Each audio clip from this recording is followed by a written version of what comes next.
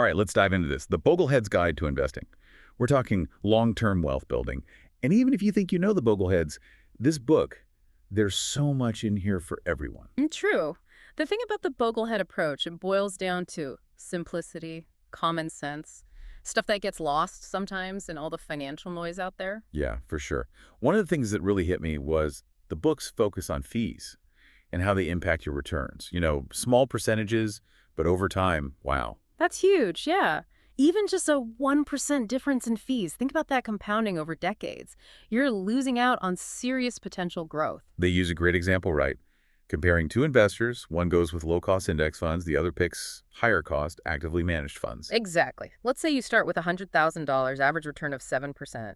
After 30 years, the low-cost investor has almost double, just from that fee difference. Wow, that's powerful. It makes you think twice about those fees, right? Like they're silently eating away at your returns. It's a lesson we often miss. We're all chasing higher returns, but those costs, over the long term, that's where the real impact is. And the Bogleheads, they're not convinced that those higher returns are even that easy to get. They really challenge the idea of beating the market. It's tough. Consistently outperforming the market, it's super difficult. Even for the pros, with all the resources, it's not easy. They even compare it to roulette. Like you might win a few times, but over time, the house always wins. Powerful analogy. And it's true, statistically. Active funds beating benchmarks consistently, it's rare. So it's more about accepting market returns, minimizing costs, and that's where the index funds come in, right? Exactly. You're tracking an index, like the S&P 500. You're buying a tiny slice of the entire market. And because they're not actively picking stocks or trying to time things, the fees are super low. Right. Those fees, even if they seem small, over time, they make a big difference. They give that example comparing an S&P 500 index fund to the average active fund, right? Over 10 years. Yeah, the index fund, around 8% return per year, average active funds 6%. That 2% difference. With compounding, it's massive in the end. Wow, those percentages really add up.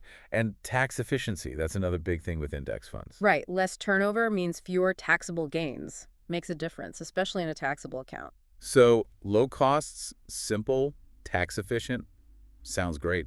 But I'm sure some people are thinking, wait, I can do better than just average returns. It's tempting to think that way, but the evidence shows it's tough to beat the market consistently.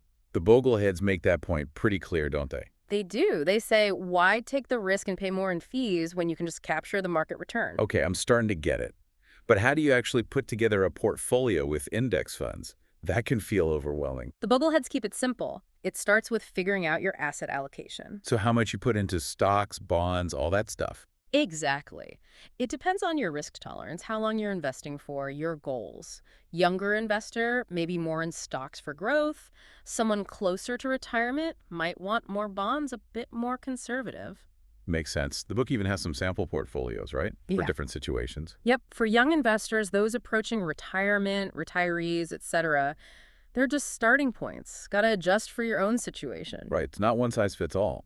But having those examples helps. And rebalancing, that's important too, right? Super important. Keeps your portfolio aligned with your goals. Over time, some investments do better than others.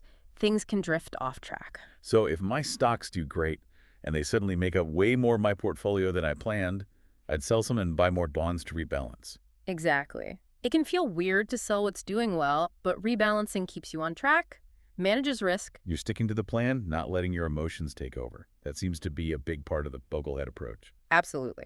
And we'll talk more about managing emotions, plus some other great stuff from the book in the next part. This is great stuff. Can't wait to dig in further next time. Looking forward to it.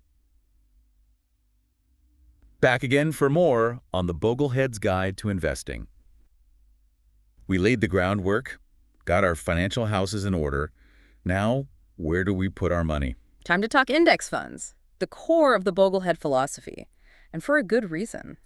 I used to think index funds were, well, kind of boring, like just tracking the market. Where's the excitement in average returns? It's funny, right? But the thing is, matching the market, index funds, they often outperform a lot of those fancy, actively managed funds over the long haul. Yeah, the book digs into that, doesn't it? Yeah. Challenges that whole beat the market mindset. Yeah, trying to predict which stocks or sectors are going to win, it's almost impossible to do consistently. Even for the pros, they have a hard time. They have that roulette analogy. You might get lucky a few times, but the house always wins in the end. It's such a good visual. And the data supports it. Most actively managed funds don't beat their benchmarks, not in the long run. So instead of trying to be smarter than the market, Bogleheads say accept the market returns, keep costs low, and that's where index funds shine. Exactly. Index funds just track an index, like the S&P 500. It's like buying a piece of the whole market. And since they're not actively trading and trying to time the market, the fees stay really low. Low cost, huge advantage. The book shows how those seemingly small fees, they add up over time, eat into your returns. They have that comparison, don't they? Low cost S&P 500 index fund versus the average actively managed fund over 10 years. Yeah. Index fund, about 8% a year. Active fund, 6%. That 2% difference, with compounding, it's a huge gap in the end. It's crazy how much difference those little percentages make over time. Plus, index funds are more tax efficient too, right? Absolutely. Lower turnover, fewer taxable gains. Something to think about, especially in a taxable account. So we've got low cost, simplicity, tax efficiency. Seems like a no-brainer. But I'm sure some people still have doubts, like, are you just settling for average returns with index funds? It's a common concern. People think they can do better by picking individual stocks or going with an active manager. Yeah, that beat the market idea again. What do the Bogleheads say about that? They acknowledge, sure, some people outperform in a given year, but doing it consistently year after year, it's really tough, even for the experts. And they've got data to back that up. Tons of it. Active funds that consistently outperform. Very few. And even the ones that do well one year might underperform the next. It's unpredictable. So they're saying, why take the risk, pay those higher fees, when you can capture the market return with a low-cost index fund? That's the gist of it. They believe that for most people, passive investing is the way to go. Lower risk, more effective for long-term wealth. Okay, I'm on board. But how do you actually put together a portfolio using these index funds? That's where it can get a little tricky. Well, the Bogleheads keep it pretty straightforward. You start with asset allocation. Which is just deciding how much goes in stocks, bonds, all that. Yep. Depends on your risk tolerance, your time horizon, your goals. Younger investor, maybe more in stocks for growth. Someone nearing retirement, maybe more bonds, a bit more conservative. Makes sense. And the book actually has some sample portfolios, right? Like for different types of investors. Right. They have portfolios for young investors, those closer to retirement, retirees, different scenarios. They're meant to be starting points. You'd adjust them to fit your own needs. Not one size fits all. You got to personalize it. But having those examples is helpful. Oh, and rebalancing. That's something they emphasize too. Why is that so important? Rebalancing, make sure your portfolio stays aligned with your goals. As time passes, some investments will do better than others. Your asset allocation can drift. So say my stocks have a great year. They suddenly make up more of my portfolio than I planned. I'd sell some and buy more bonds to get things back in balance. That's it. It feels odd sometimes selling what's doing well, but rebalancing is about maintaining your strategy, managing risk. It's about sticking to the plan, not letting emotions take over. That seems to be a theme in the Boglehead approach. Definitely. We'll delve more into that, along with some other insights from the book, in the next part. All right, welcome back. We've covered so much in our deep dive into the Boglehead's guide to investing, low costs, index funds, rebalancing. But There's always more to learn, right? oh, absolutely. Yeah. And you know what I like? This book doesn't shy away from some of the trickier stuff, like bond durations. Yeah, I'll admit, bond duration, that's always been a bit of a head-scratcher for me. What is it exactly, and why should I care? Good question. It's actually simpler than it sounds. Duration basically tells you how sensitive a bond is to changes in interest rates. Yeah. Think of it like a seesaw. A bond with a longer duration, it's way out on the seesaw, bigger swings up or down when rates change. Okay, I see. So if I think rates are going to rise, I'd want bonds with shorter durations to minimize the impact on my portfolio. Exactly. The Bogleheads Guide says understanding duration can help you choose bond funds that are a good fit for what you think is going to happen with interest rates.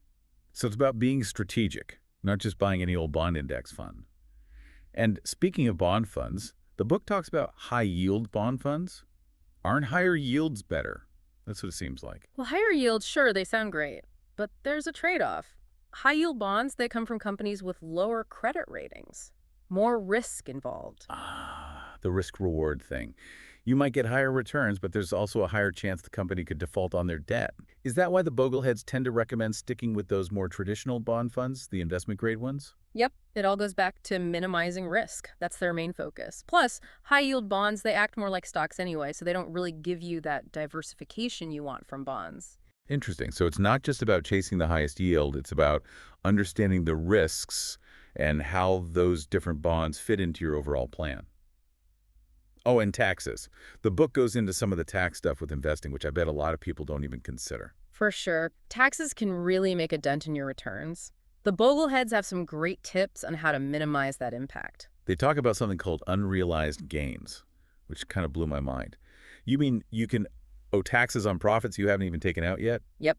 If a mutual fund has big unrealized gains, those can get passed along to shareholders as capital gains distributions, even if you're just holding on to the fund. So even if you're holding for the long term, you could get hit with a tax bill. Doesn't seem quite right. It can be a bit of a surprise. That's why the Bogleheads say to be aware of the tax implications of your funds, especially in a taxable account. They suggest looking into tax-managed funds. Those are designed to keep those taxable distributions lower. Tax-managed funds, what are those exactly? They generally have lower turnover, meaning they don't trade stocks as often. That keeps the capital gains down. They might also use strategies like selling off losing positions to offset gains to lower the tax hit. So they're like index funds, but even smarter about taxes. You could say that. If you want to stay passive and keep your taxes down, tax-managed funds are a great option. It's amazing how much goes into building a really solid Boglehead portfolio. It's not just about picking investments and hoping for the best. There's a lot to think about. Absolutely. And the Bogleheads Guide goes even further. Saving for college, what to do with a sudden influx of money, estate planning. It covers a lot of ground. It's really a one-stop shop for building a strong financial future. So as we wrap up our deep dive, what are some of the key takeaways you hope our listeners will remember? The big one, I think, is that building wealth takes time.